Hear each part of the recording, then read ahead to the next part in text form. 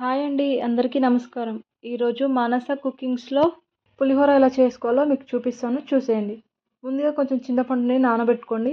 Next మనం కొంచెం oil తీసుకొని అందులో మినపప్పు, పల్లీలు, పచ్చిమిర్చి, అలాగే మిరియాలు కూడా వేసుకొని కొంచెం దూరగా వేయించండి. తర్వాత ఎండుమిర్చి కూడా వేసుకోండి. అదంతా మంచిగా దగ్గర పడిన తర్వాత కొంచెం పసుపు వేసుకోండి.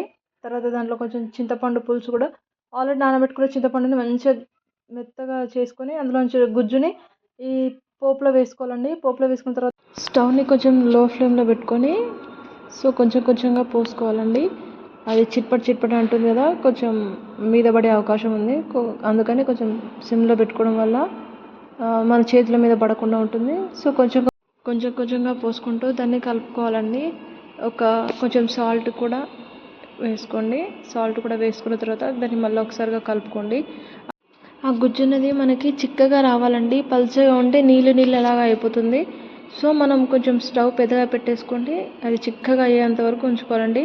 తర్వాత మంచిగా వేడి అన్నం తీసుకొని ఆరబెట్టుకుంటాం కదా, ఆరబెట్టుకున్న తర్వాత దాంట్లో కొంచెం ఆయిల్ వేసి కలిపి పెట్టుకోండి రెడీగా.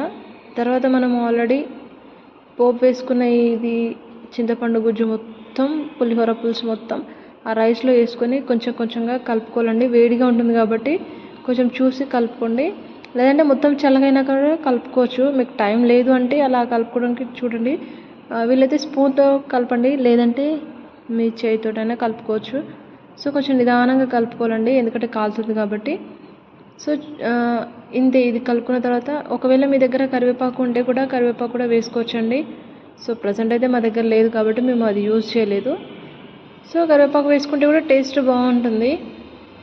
ఇప్పుడు మనకి ఆల్రెడీ మనం పోపులో వేసిన అది మినపప్పు కానీ, పల్లీలు కానీ, ఎండుమిర్చి, పచ్చిమిర్చి చూడండి ఎంత కలర్ఫుల్గా కనిపిస్తున్నాయో. మనము పులిహోర చేసుకున్నప్పుడు కొంచెం క్వాంటిటీ అనేది ఎక్కువ తీసుకోవాలండి. అట్లయితే టేస్ట్ బాగుంటుంది, చూడడానికి కూడా బాగుంటుంది.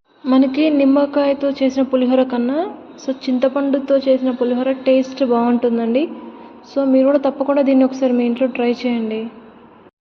థ్యాంక్స్ ఫర్ వాచింగ్ అండి. మీకోసం నేను ఎన్నో వంటలు చేయడానికి రెడీగా ఉన్నాను. మీరు కూడా ఒకసారి మీ ఇంట్లో ఇది ట్రై చేయండి తప్పకుండా. మీ సపోర్ట్ నాకు చాలా అవసరం అండి. Please subscribe to my channel and support my channel.